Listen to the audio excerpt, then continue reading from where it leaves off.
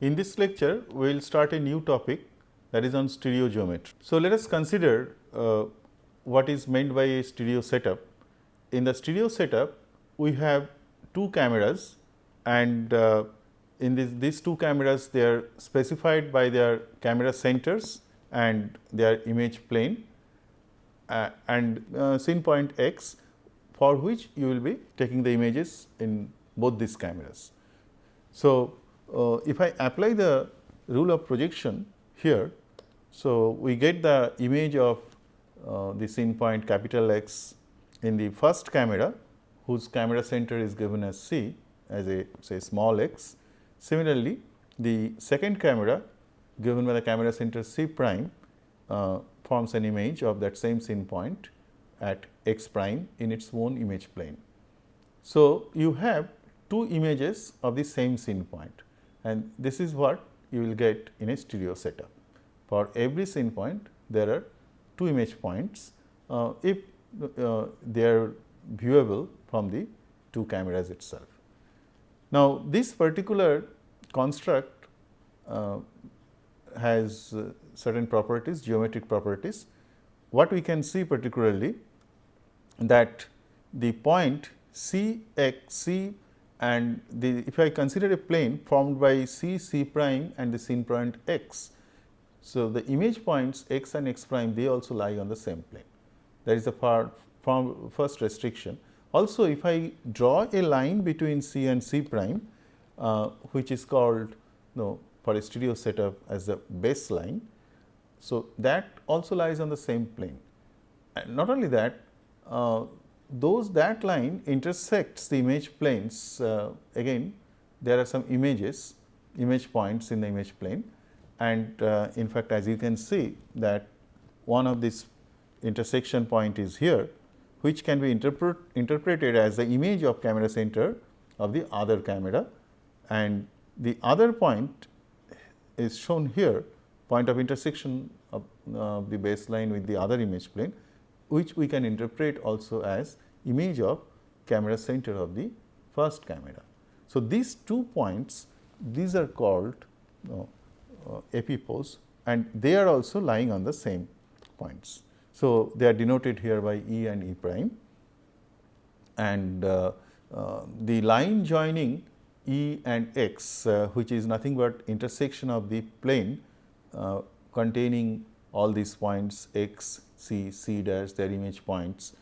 So, that intersection with the first image plane, it will be giving you another line, say, and similarly you get two such lines in two image planes, because intersections with respect to the three-dimensional plane formed by scene point and camera centers.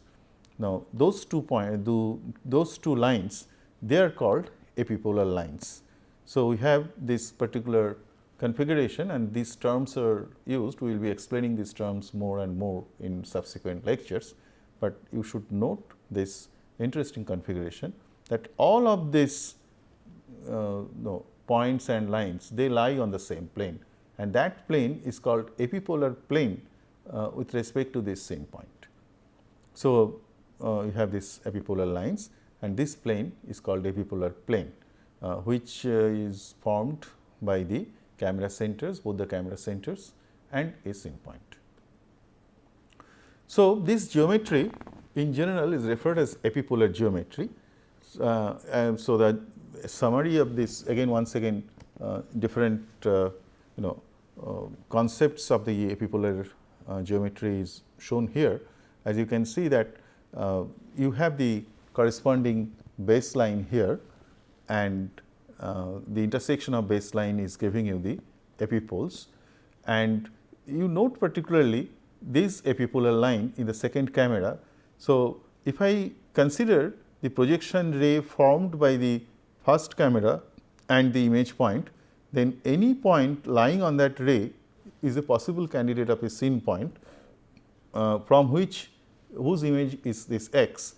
And if I take the image of the scene point by the second camera, so this image would lie on the epipolar line. So, that is the geometric interpretation. Whatever all the possible candidates of scene point with respect to this image point, they lie on an epipolar line. So, this is a constraint that is imposed by this particular configuration. So, corresponding point of x in the right image lies on L prime, and you can also interpret the configuration in this fashion also. For any epipolar plane pi, its point of intersections are those two, its line of intersections with respect to image plane, those are the corresponding epipolar lines. So, all points on pi, they project on those lines only.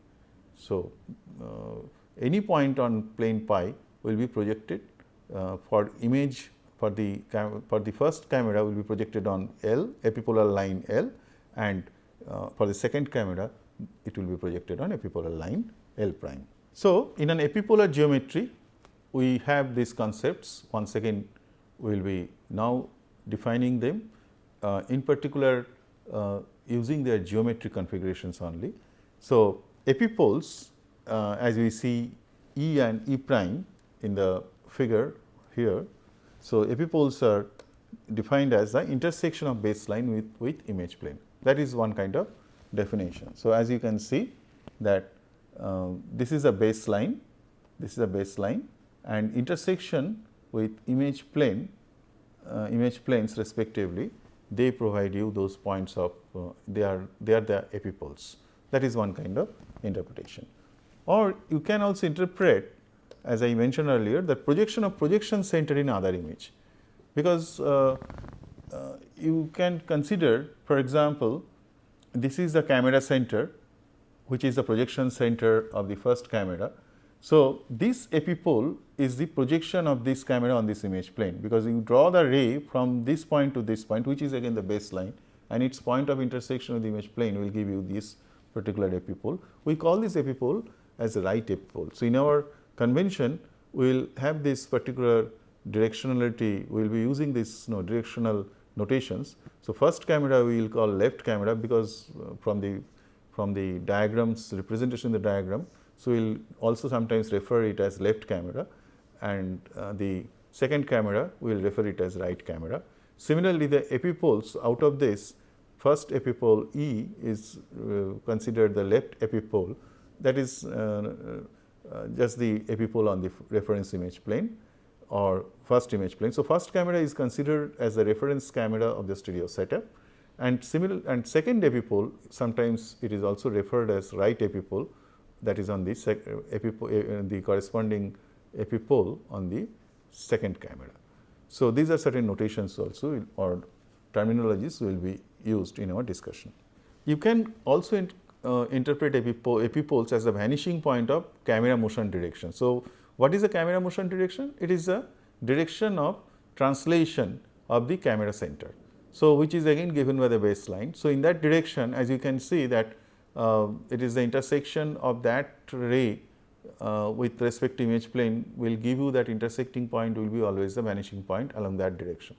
So, epipoles are also vanishing point of camera motion direction. So, in various ways you can interpret these epipoles. On the other hand, you define an epipolar plane, it is a plane containing baseline.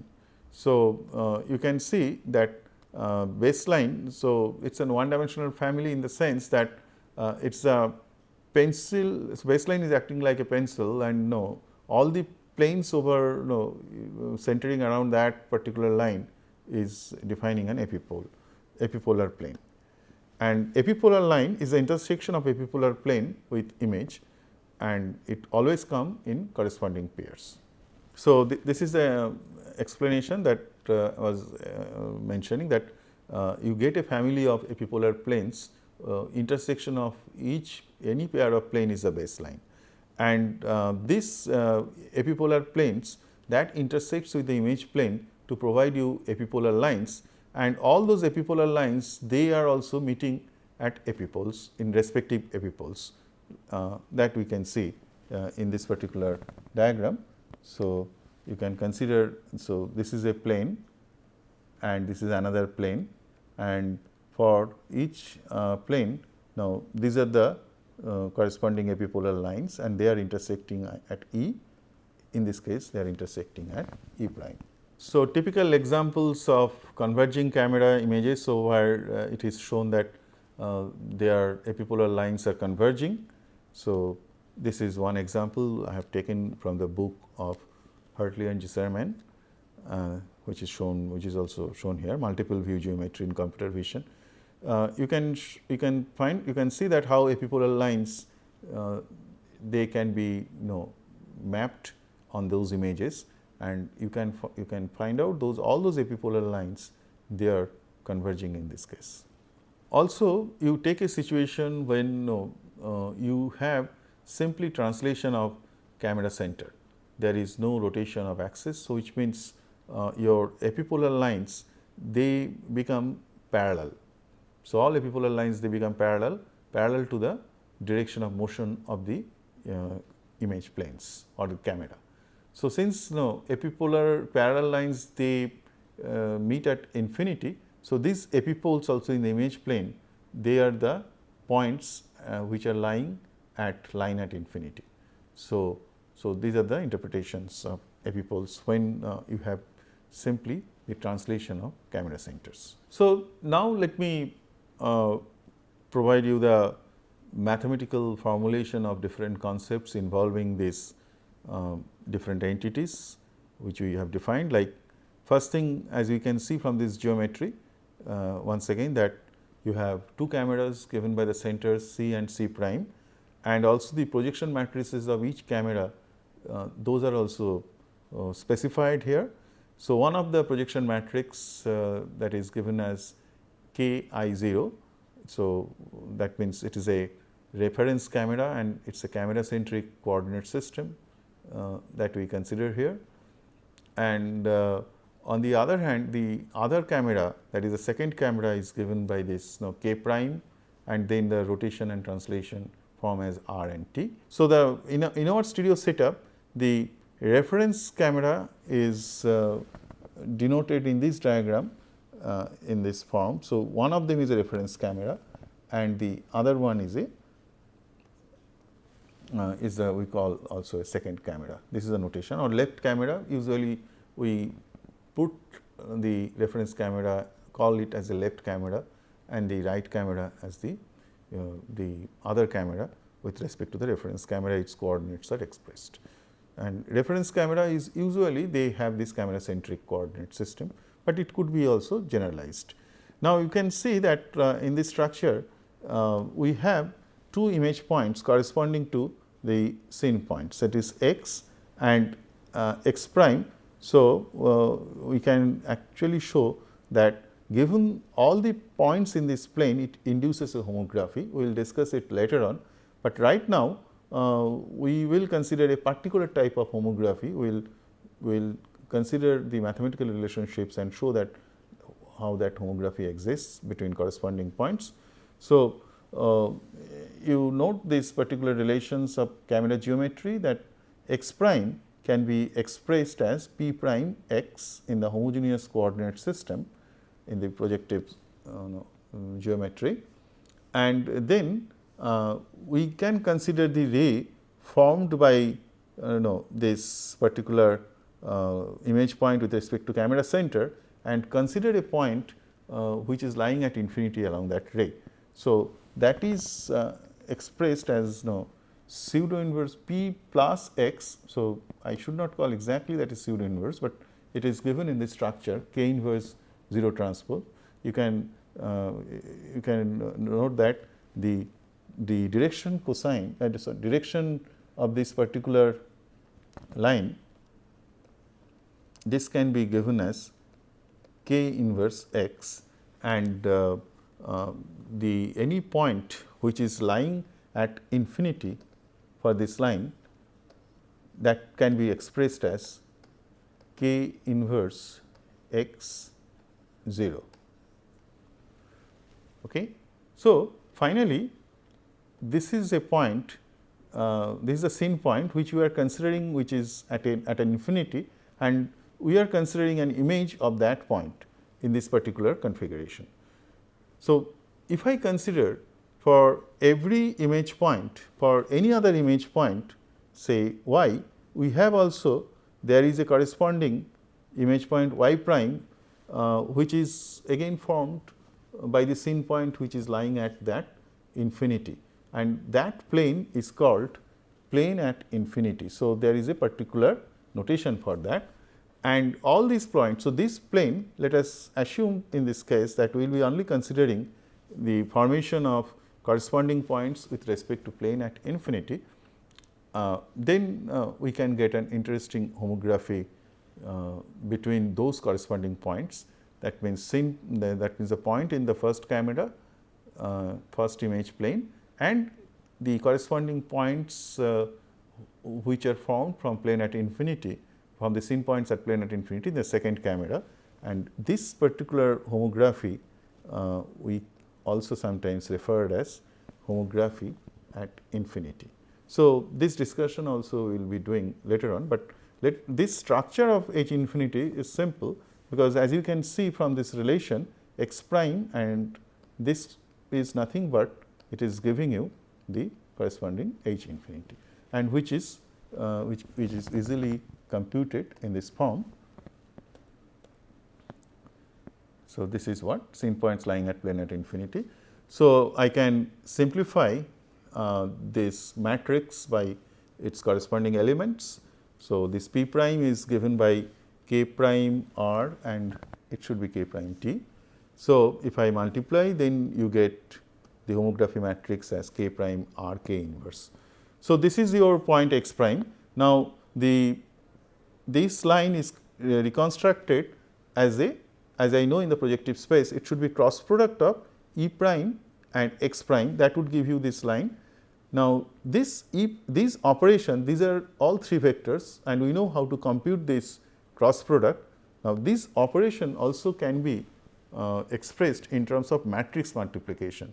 When I substitute, I form a three-dimensional matrix with the elements of E prime, and I can express this particular cross product, as I mentioned, that with respect to multiplication of that matrix. So, let me provide you a simple notations. So, just to complete this discussion, we will come back to this particular construct. Suppose there is a matrix, that is a 3 cross 3 matrix, and it is multiplied with x prime, that is giving you L prime, which is performing equivalent computation of this cross product of 2 points.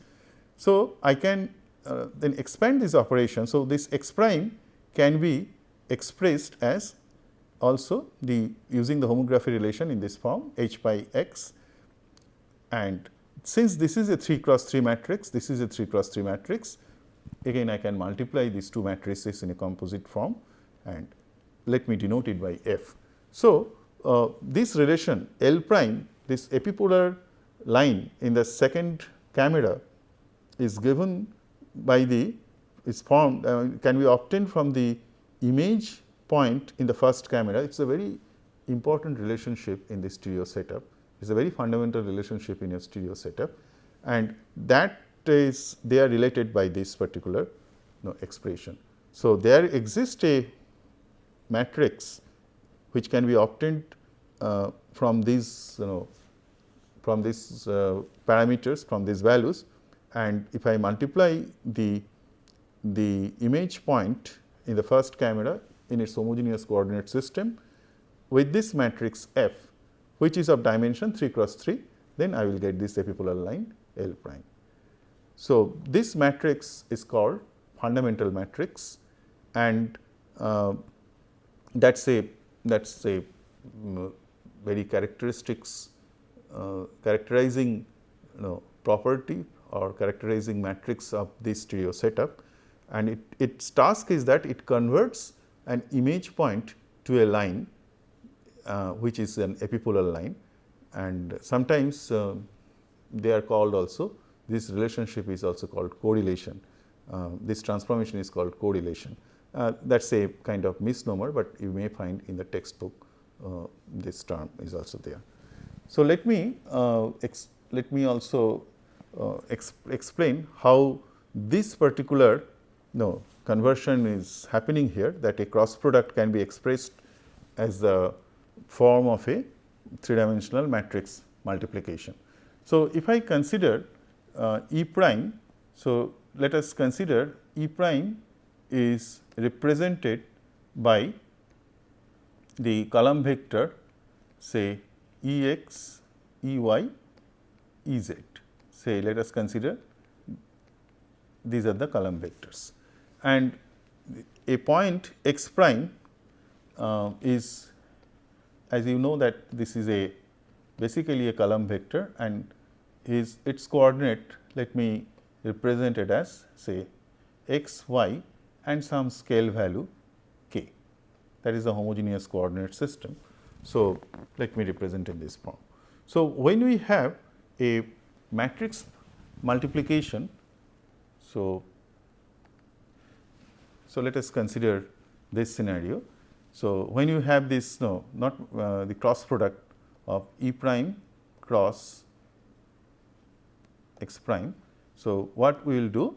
We will consider this I j k, and this is E x prime, E y prime, E z prime, and this is say x, y, k. So, I need to compute this expression. So, let me expand this expression as we did earlier also. So, we can write it as say k E y prime minus y E z prime, this is I, plus then x E z prime minus k E x prime, this is z, plus y E x prime minus x E y prime, this is k. So, you get this particular expression.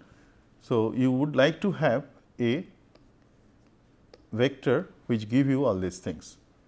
So, that means it should give you this is k E y prime minus y E z prime, then x E z prime minus k E x prime, and y E x prime minus x E y prime.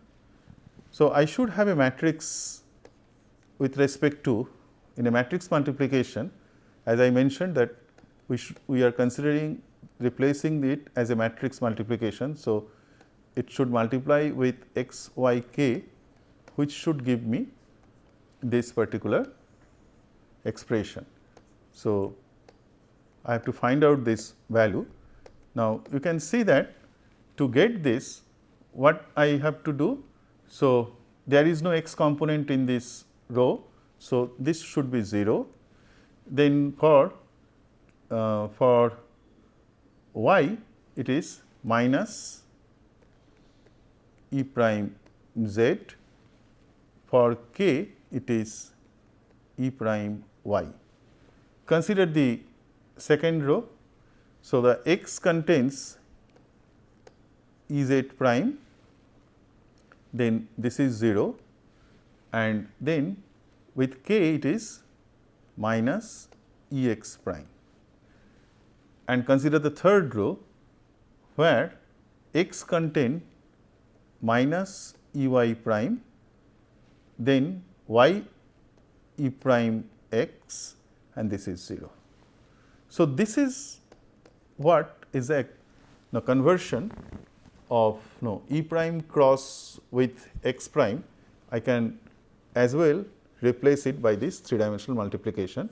You note particularly this matrix is a skew symmetric matrix. It is diagonal, all the diagonal elements are 0, and you can find out the respective transpositions will give you a negation of this particular matrix elements. So, this is how this is explained in this case. So, we will proceed with this particular explanation that how it could be converted, and as I mentioned earlier that how these relationships, matrix relationships can be expressed into form of a skew symmetric matrix. You can use prime.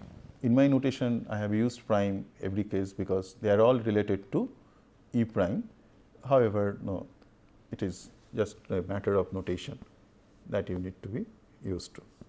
So, fundamental matrix, as you can see in the expanded form, when I am considering only the elements of projection matrices and the epipoles, that can be written as E prime cross K prime or K inverse. So, I can express this fundamental matrix by the camera matrices and the epipolar configurations from the epipoles itself. So, we will continue this discussion on epipolar geometry once again, that fundamental matrix is the matrix if I multiply any image point in the projective space of a in the first camera, if I multiply that with this matrix F, then I will get the epipolar line in the second camera. So, the interpretation is that the image point, so all my corresponding image point, any or rather the corresponding image point will lie on this epipolar line. So, which means that I can apply the point contentment relationship with line. You note that the center of the camera is given by this, center of the first camera is given by this one, and center of the second camera is also given by this particular expression. So, this is minus R T T, so given by this expression. And as we have discussed that epipole can be considered as image of the camera centers. So, for the left epipole E, it can be expressed as, if I multiply the projection matrix with the C prime, I will get the image coordinate of E, and which is given by minus K R transpose T. So, which is K R transpose T, or this is equivalent because directionality does not matter in this case, minus sign just denotes the directionality. Similarly, E prime can be considered as the image of the first camera center E prime, which is K prime T. So, E is image of C prime, E is image of C prime, and E prime is image of C, and this is how the relationship is there. And the point contentment relationship with the epipolar line, that is expressed here. So, I can get the epipolar line L prime, that can be expressed as f x, and if I apply the point contentment relationship, x prime transpose L prime equals 0, and expand L prime in the form of equal to f x. So, we get a relationship x prime transpose f x equals 0. So, given two corresponding points which are observable or measurable or computable with two images, that means they are the points of the same scene point. Then there exists a matrix 3 cross 3 matrix which satisfies this relation. So, this relationship is also a very fundamental to epipolar geometry. And in fact, now if I apply the matrix transposition rule, I can also express it as x transpose f transpose x prime. That means, if I consider this is the reference camera and this is the second camera. So, with respect to that point correspondence also, we have a matrix which satisfies that relationship, and this is also those matrices are called fundamental matrix, and they are related by this relation. So, if this is a reference camera, with respect to this camera, if the fundamental matrix is F, if I consider the other camera is the reference camera, then the fundamental matrix will be F transpose. That is what we get in this relationship.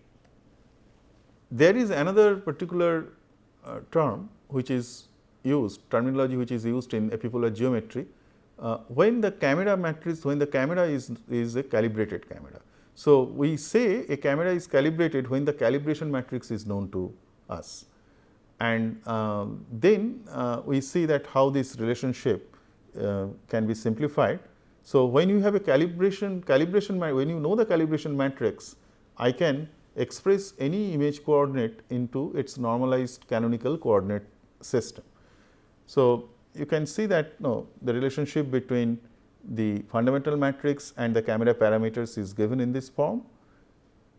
Given the two cameras as P and P prime as shown here, and suppose P is given as simply in a canonical form, normalized canonical form, where calibration matrix itself is I. That means, we have applied all necessary transformation to bring it into the standard pinhole camera geometry, the best pinhole camera geometric configurations with the best coordinate convention of camera centric coordinate system. So, if I apply once again the representation of P prime in this form, then this relation can be expressed as, so you can see that K prime transpose can be also considered as,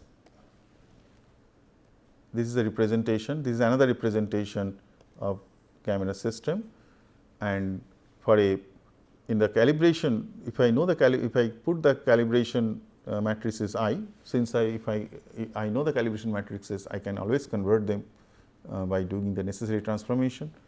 Then this particular structure will relate to T, that is a translation parameter, T cross product the matrix R. So, this is how the fundamental matrix is expressed in that form, and then this fundamental matrix is called essential matrix. In this particular form, this fundamental matrix is called essential matrix. So, with this I will stop my this lecture here, and we will continue this discussion. So, thank you for listening to this lecture.